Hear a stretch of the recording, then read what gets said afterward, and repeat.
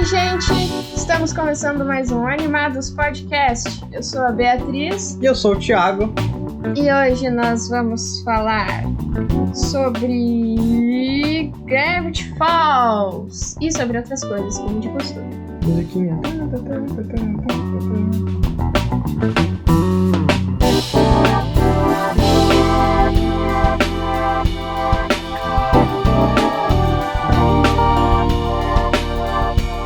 Então, o que a gente andou assistindo ultimamente? Além de a gente terminar Voltron, a gente voltou a assistir Star Wars Rebels. Tá assistindo mais alguma coisa?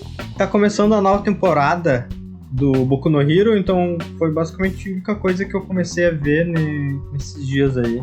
Não vi mais muita coisa. Estão lançando agora, é isso? Exatamente. Saiu, acho que já saiu o terceiro episódio. Eu vi o primeiro. Quando eu vi o primeiro, não tinha nem lançado o segundo ainda. Eu fiquei um tempo sem assistir a Anfíbia, que eu tava assistindo, né? Tô meio na loucura aí com minhas atividades, mas consegui assistir alguns episódios esses dias. Até que tá interessante, não tem avançado muito a história, mas eu tenho a impressão de que talvez na segunda temporada, não sei, essa parte de enredo vai se desenvolver um pouco mais. Por enquanto tá meio aquele clima de apresentar os personagens e o seu dia a dia. Tá na primeira temporada ainda? Sim, eu tô na primeira temporada. Eu tenho quase certeza que estou na primeira temporada ainda.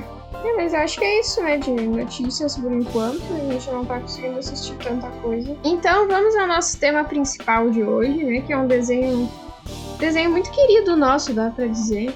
A gente já assistiu 2 vezes. Não é um desenho recente e nem a gente assistiu recentemente, mas a gente gosta, tem um lugarzinho especial no nosso coração, então a gente achou justo gravar um episódio especial dele, mesmo não sendo algo tão recente assim. É um desenho que tem bastante coisa pra se falar a respeito. Então, Bia, pode dar um breve resumo para quem não assistiu também, depois a gente já entra no spoiler e começa a tacar Gravity Falls é um desenho que foi lançado em 2012 e terminou de ser lançado em 2014. Nós vimos a primeira vez ele na Netflix, mas como ele é da Disney, agora ele não tá mais disponível nessa plataforma, mas pode ser assistido no Disney Plus, que foi onde a gente assistiu a segunda vez. Exatamente, a primeira vez tu começou a assistir sozinha e eu meio que engatei no meio. Acho que foi algo assim. E tanto que eu não... Quando a gente viu agora com a Disney Plus, eu não lembrava do começo, mal tinha visto o começo. Inclusive eu prefiro mais a segunda temporada, mas a gente vai comentar mais isso depois, provavelmente. Ele basicamente conta a história de 2 irmãos gêmeos que vão passar as férias de verão numa cidade um pouco estranha. Bem estranha. Eu brinco que é uma espécie de desenho do Stranger Things, porque é um lugar onde acontecem coisas estranhas. Mas acho que é bem mais estranhas e menos sinistras. Mais ou menos. E apesar de ser um desenho infantil, eu não tenho certeza agora da classificação, mas... Se eu não me engano é livre, mas eu não colocaria como questionável. Livre. Classificação levemente questionável. E o criador do desenho se chama Alex Hirsch. E só pela cara dele já dá pra ver que o desenho é zoeiro. Sério, é bem legal. Tem alguns dubladores bem conhecidos que fazem parte da equipe de dublagem em português, né, no caso. Em português do Brasil. Como é o caso do Wendel Bezerra. Acho que qualquer um que goste de acompanhar a questão de dublagem brasileira deve ter ouvido falar já do Bezerra. Sim, ele é um dublador fenomenal, dublou coisas, por exemplo, o Bob Esponja, que acho que é uma das mais famosas, Goku também, do Dragon Ball. Ele dubla um personagem secundário, mas muito importante na série, que é o Gideãozinho. É muito bom. Muito bom mesmo. Muito boa a dublagem. E também temos na dublagem da Mabel a Bianca Alencar, que também fez muitos desenhos, muitos desenhos também conhecidos, ela dublou. Quem conhece, quem já assistiu Pink Dink Doo, ou Charlie Lola, My Little Pony. Até My Little Pony, ela também dubla a personagem principal. E ela tem aquela vozinha característica bem fininha. que dá vida a muitos personagens queridos. Assim, eu citei 3, mas se tu olhar assim, quem acompanha ela sabe que ela já dublou muita coisa. Sim, Entre são outros, dubladores excelentes que a gente realmente gosta, né? Como a gente já comentou em outro episódio, a gente gosta bastante dessa questão de dublagem, cenário da dublagem brasileira. E são são os dubladores que a gente mais acompanha, basicamente. Exatamente, são dubladores bem icônicos que a gente gosta de acompanhar. Mas toda a dublagem é muito boa, vá. O dublador do Deep também mandou bem também. Muito bem. Embora não seja alguém tão conhecido. Inclusive ele se chama Thiago. Muito legal. Também tem outra dubladora que eu reconheci, foi a dubladora da Wendy, que também faz uma dublagem em My Little Pony. E por aí vai, né? Sim. Esse desenho, ele trata de bastante temas, assim, de lendas urbanas, coisas assim, de monstros e tal. Inclusive tem alguns easter eggs nos episódios, tem algumas falinhas, assim, meio escondidas com suas mensagens subliminares principalmente que o criador pôs. Sim, principalmente nos finais, quando termina o episódio, tem alguns códigozinhos que dá pra decifrar e falam algumas coisinhas sobre o desenho e tal. Inclusive, no final do último episódio é mostrado uma foto, tipo, quem olha assim, pensa... O que é isso? Que remete ao vilão. Real. Remete ao vilão ao vilão principal do desenho. Série, do desenho. Depois eu fui pesquisar e descobri que realmente o criador, o Alex Hirsch, eu não sei como é que se pronuncia o sobrenome dele. Hirsch, fez uma espécie de caça a esse personagem, né? Que no caso ele colocou em algum lugar do mundo, que eu não lembro agora onde foi, uma estátua desse personagem com, se eu não me engano, algum prêmio, alguma coisa assim, e colocou pistas por aí, e o pessoal meio que teve que ir atrás pra tentar encontrar. Eu particularmente, eu gosto de quando o desenho não se contém a ele mesmo, sabe? Quando tem coisas que tu vai sair do episódio e ver vídeos falando dos easter eggs, de coisas que aconteceram, sei lá, curiosidades sobre os criadores ou a produção dele no mundo real. Eu acho bem interessante, então eu achei importante mencionar isso também, para deixar mais curioso para quem não assistiu, assistir. A primeira temporada é mais engraçadinha, mais levinha, assim. Mas a segunda temporada, pra mim, principalmente o último ato, digamos assim, ele, pra mim, é excelente, assim. É o que mais me pega nessa série. Não que a primeira temporada seja chata, não é isso. Mas ela... É um clima diferente, né? É um clima diferente, uma mais, assim, desenho até pra criança, mas a partir da segunda temporada já não tanto, talvez. É meio aquela coisa de, tipo, várias primeiras temporadas de desenho, eu tenho notado agora, que se limitam muito mais a apresentar os personagens e o dia a dia deles no ambiente do desenho. E o universo deles também. E, normalmente, a partir da segunda ou terceira é que engata mais um enredo.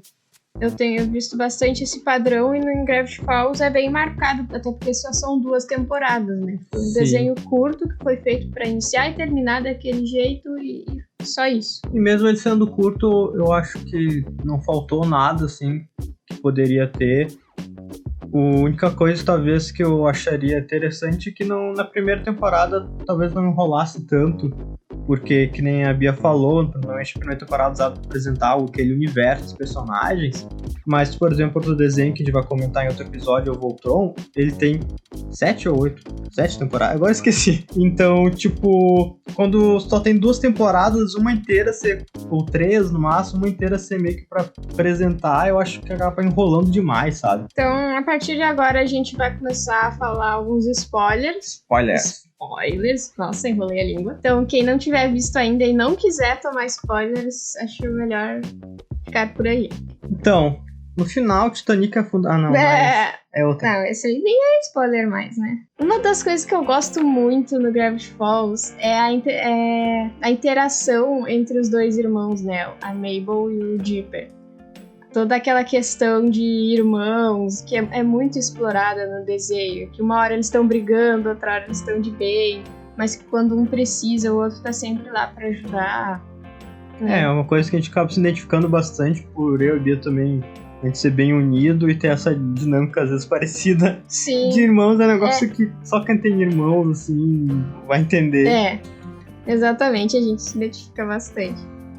E isso é uma mensagem muito legal que o desenho deixa, que até é engraçado porque o desenho brinca muito com a questão de certo ou errado, por isso é um dos motivos que eu falo que a classificação é um pouco questionável, porque um dos personagens principais, né, que é o tio-avô deles, um dos, né, que são dois, Sim. ele é completamente todo atravessado, né, ele não...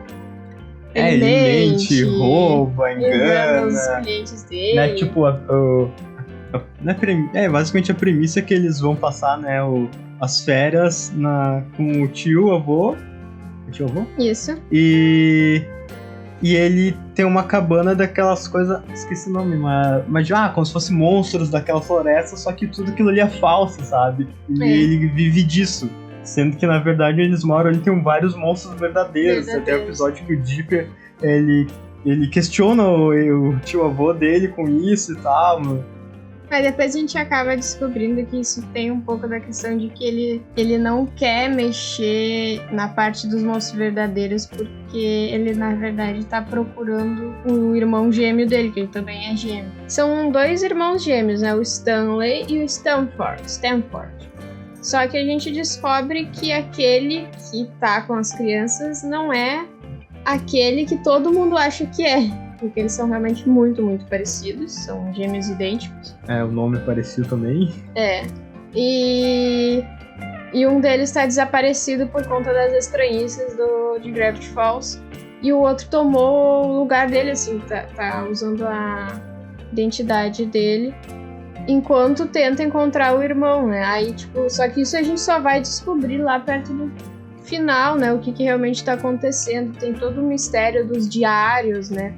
Sim, e a gente descobre no fim que ele não é só um cara charlatão, mas ele também tava tentando realmente trazer o irmão dele de volta, que tava sumido. Muito daquilo que ele tá fazendo ali, se faz de bobo, assim, de fazer de conta que não acredita que tem as coisas ali. Que não tá enxergando as coisas à volta dele, de monstros. É só fachada enquanto ele tenta encontrar o irmão, né? Daí, depois a gente descobre que o irmão dele é quem criou os tais dos diários, que são uns livros muito misteriosos que falam sobre o local. E aí tem o Bill Cipher, que é um vilão incrível, né, em matéria de vilania. Ele é basicamente um triângulo amarelo com um olho só. Illuminati! O design dele é muito criativo, né? Illuminati! Mas remete aquilo que a gente falou no começo sobre lendas urbanas, coisas assim e tal. Então ele é basicamente o símbolo do Illuminati amarelo com pernas e pés. É muito bom, é muito bom. E é um vilão terrível, malvado, medonho. Muito poderoso. Sim. E essa dinâmica dos personagens, não só do Dipper, da Mabel, mas também do Sus, da Wendy, acabam meio que formando ali uma família. É muito legal. O Sus é um personagem muito carismático, muito querido também por mim. O cara é engraçado, assim. Então essa dinâmica sempre de estar se ajudando, às vezes brigando, né? Fala basicamente sobre relacionamento, família, tanto do Dipper e da Mabel são irmãos, depois os 2 tios também são irmãos, as brigas, intrigas, ao mesmo tempo o amor entre eles. Fala bastante sobre isso. Amizade, camaradagem, né? Irmãos, toda essa coisa é bem legal. E eu primeira vez que eu vi também, eu confesso, fiquei tipo assim, meio surpreso com o plot, por causa que primeira temporada ali, cada vez eles lutando com um monstro diferente, alguma coisa diferente, e depois surgiu todo o plot não, né? O poste, surgiu o plot do irmão do tio Sam que tinha sumido, e a gente descobre mais sobre os mistérios, descobre sobre o Bills. É uma coisa que realmente eu não esperava e que faz da série que ela é. O Sus é outro que tem também uma história que a gente acaba descobrindo aos poucos, né? Tem também a guriazinha lá, a Pacífica, Que também é outro personagem muito legal, que começa meio como uma vilã. Na verdade, ela é a guria mimada, né, do local. É a guria mimada que tem os pais ricos, mas que também são meio fachada. E ela começa como aquela pessoa meio fútil e chata, e no final acaba se tornando alguém mais legal, assim mesmo. Sim, a gente descobre que, na real, ela só, ela foi ensinada daquele jeito, e ela é pressionada pra ser toda certinha, né, certinha nos padrões dos pais, no caso. Então, ela não tem amigos de verdade, ela não tem uma convivência sadia com as pessoas. E é muito legal no final como ela acaba se aproximando do Dipper e da Mabel, né? No começo se odiavam. Sim. Ela, né, eu não gostava deles, mas a Mabel, a Mabel sempre tentava dar uma chance pra ela, assim, isso que é mais legal, a segunda vez que elas se encontram até, o Dipper fica mas ela não te odeia, não sei o que, isso já passou, aposto que ela nem vai ligar mais a Mabel. E daí chega lá a Pacífica toda, você não pode, sei lá o que é que eles estavam fazendo, acho que era um karaokê lá que eles iam fazer. Sei lá, ela tá sempre chateando. Aí uma das cenas que eu acho muito boas também é quando dá um problema lá que os pais dela estão com a casa assombrada, e daí ela vai pedir ajuda pra eles, pro Dipper e pra Mabel, porque eles estão ajudando a cidade a resolver problemas com monstros e tal, né? E daí ela chega lá e bem na hora, não sei porquê, cargas d'água, eles estavam falando sobre ela, e o Dipper fala, ela é a pior, eu falaria isso na cara dela, coisa assim, ela é uma chata. E eu falaria na cara dela, daí chega ela lá e bate na porta, e aí ela diz bem assim, preciso de ajuda de vocês, daí. Então a chata, bate a porta. Eu acho muito boa essa parte. Eu não lembrava disso. Mas é muito bom. Realmente falaria na cara dela. E depois ela acaba ajudando eles e tal, né, na medida do possível. A abertura também, eu gosto muito da abertura. A musiquinha de abertura é muito boa. Sim, gosto de assobiar junto. E também é legal que nos últimos episódios, né, que tá acontecendo basicamente um apocalipse. O Estranhagedon. Estranhagedon. Aí eles mudam a abertura, ela fica mais toda sombria, estranha, sinistra. Bem sinistra. Com o Bill dominando tudo. Sim, E o final também, eles se despedindo do pessoal ali da cidade. Voltando pra casa de férias. A mensagem que deixa no final também é emocionante, eu confesso que me emocionei também no fim. Eu gosto desses desenhos, eu comentei com a Bia outro dia, eu não gosto de filme, ou sei lá, desenho que é todo ele melancólico e triste, mas quando tem um final assim que deixa aquela emoção, assim, que dá vontade de chorar, de... Final que deixa saudade, né? Sim, deixa saudade. Basicamente fica, eles terminam, com nos vemos no próximo verão. Sim, o verão nunca chega lá, né? Seria legal, uma nova série sobre os próximos verões. Ou talvez um verão daqui a, sei lá, alguns anos. E os fãs de Gravity Falls vivem sonhando, né, com novas temporadas, mas como a gente sabe que provavelmente isso não vai acontecer. Desenho que, embora pudesse ser continuado, porque eles não... Ainda tem monstro lá, ainda eles não cresceram, né, os dois e tal, mas ele não tem por que continuar. O plot teve um bom plot de início ao fim, acabou aquele plot e aquilo ali, mas fica um baita saudosismo. Ele foi planejado pra terminar daquele jeito e naquele tamanho, né? E isso é muito legal também, porque muitas vezes a gente vê, né, desenhos que são meio cancelados no meio e ficam com um final apressado, ou sem um final, ou um final meio mais ou menos. Ainda mais um desenho curto desse jeito e que tem uma história completa em 2 temporadas é meio raro, né? Realmente é bem raro. E Gravity Falls não vai ter 2 temporadas e é isso, e vai ser assim, e fizeram bem, né? E por outro lado é bom também porque não fica aquela enrolação, encheção de linguiça só pra ter mais episódio e render mais e vender mais, mas tem a história fechadinha, isso é ótimo também, que às vezes tem muitos desenhos que a premissa é boa, mas fica cada episódio enrolando só pra ter mais episódio, pra vender mais e acaba estragando, assim. Isso realmente também é chato. Comentários finais, uma nota de 1 a 1000. De 1 a 1000? Tá louco, não sei. 980 e... Ai, tá louco. Não, brincadeira. Mas é muito bom, eu recomendo, não pra crianças pequenas, porque é importante que a criança que assista já tenha, assim, uma bela noção de o que é certo e o que é errado e... Não seguir os exemplos do tio É, dele. exatamente. E até também pra que seja uma criança que não vá se assustar tão fácil, né? Porque tem algumas coisas um pouco assustadoras ali. Mas, assim, é um desenho muito legal e muito divertido. Dá pra dar boas risadas e com... Dá pra se divertir, dá pra se emocionar. E cantar a musiquinha junto. E cantar música junto. Parte essencial de um desenho bom é gostar Da abertura. Muito bom. Então fica mais essa nossa recomendação e... de certa forma, uma análise de desenho, gente. Esperamos que tenham gostado desse episódio. O podcast está disponível basicamente em todas as plataformas: Spotify, Deezer, iTunes, Google Podcast. A gente tá pensando em criar um Instagram pro podcast para interagir, para quem ouvir e gostar, nos procurar lá, por causa que essa dinâmica de podcast a gente não tá muito acostumado ainda, não tem tantos negócios de comentário, de YouTube e tal. Então logo a gente vai estar divulgando no Instagram, que podem estar nos seguindo lá também e também, de repente, interagindo com a gente. É isso aí, gente. Beleza, até a próxima. Espero que gostem do desenho também, se puderem assistir. No próximo episódio falaremos sobre Voltron. É isso aí, outro desenho muito legal. Até mais. Até mais, gente. Tchau.